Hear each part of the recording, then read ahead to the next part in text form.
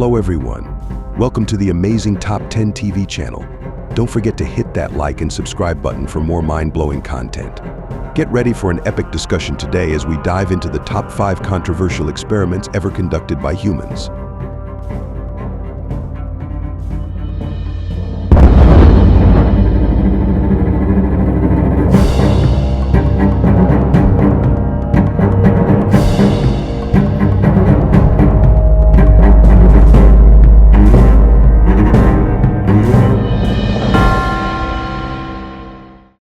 Number 5. Universe 25 experiment, conducted by John B. Calhoun in the 1960s and 1970s. This study explored the impact of overpopulation on social behavior using mice. Calhoun placed the mice in an enclosed space with unlimited food, water, and nesting material, but limited physical space. As the mouse population rapidly expanded in the experiment, things took a wild turn. With increasing population density, social structures collapsed, and mice began displaying bizarre and antisocial behaviors. We're talking increased aggression, disrupted mating patterns, and neglect of offspring. The tension escalated until the population hit a peak and then dramatically plummeted, leading to a complete societal breakdown with high mortality rates and no new births. It's a real-life drama that unfolded in the tiny world of mice.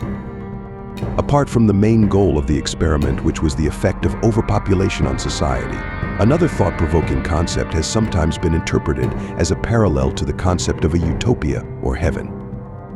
Due to the ideal conditions provided to the mice, unlimited food, water, and absence of predators, this setting was meant to simulate a perfect environment, free from the typical struggles for survival. The collapse of the mouse population in Universe 25 contrasts sharply with the eternal and thriving nature of a heavenly utopia.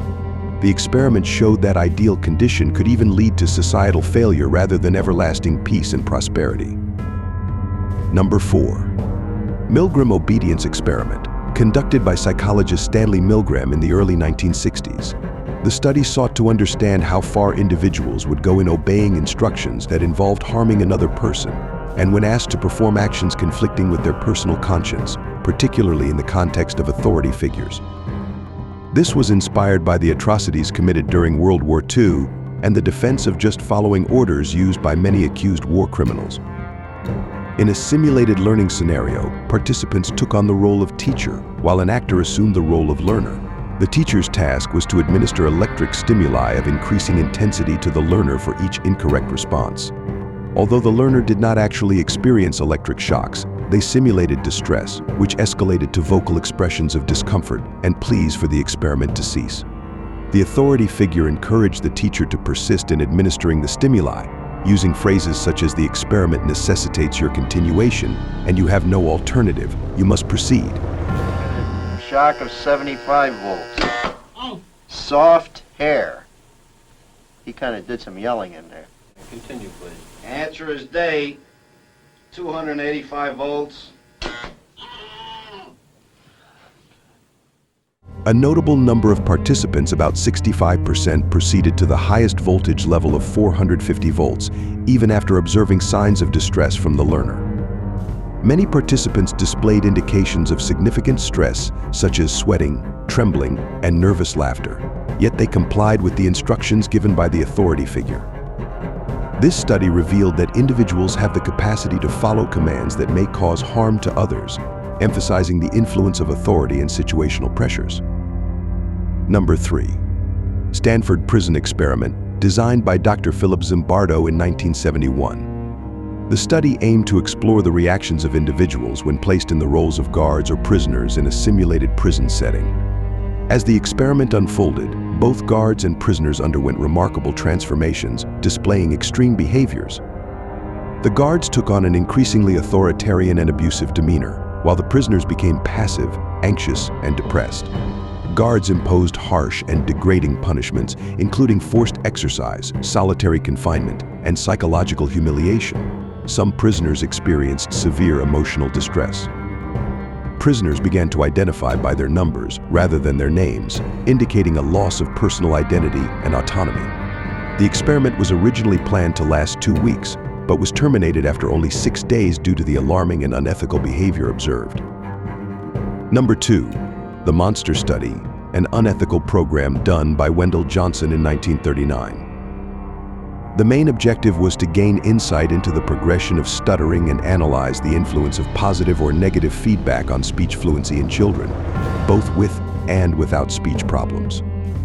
The research included 22 orphaned children who were chosen due to their vulnerability and ease of access.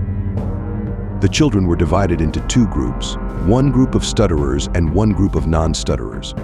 Each group was further divided into two subgroups. One received positive reinforcement and the other received negative reinforcement. Children in positive reinforcement group, who were praised for their speech, generally maintained or improved their speech. Children in negative reinforcement group, who were criticized and labeled as stutterers, even if they originally spoke fluently, developed speech problems. They exhibited anxiety, self-consciousness, and stuttering behaviors, some of which persisted long-term.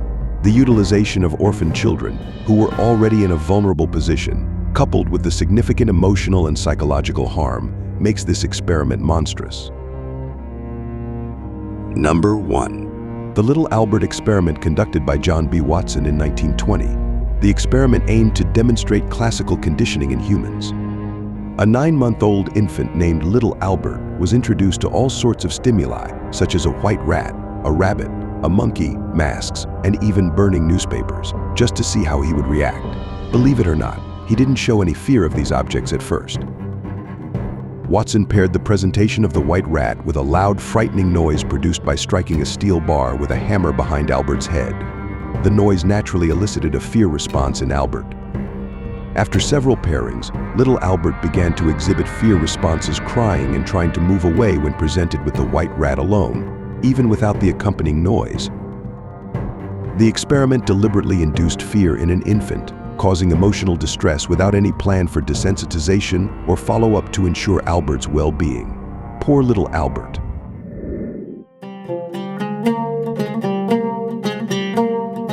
Thank you for taking the time to watch the video.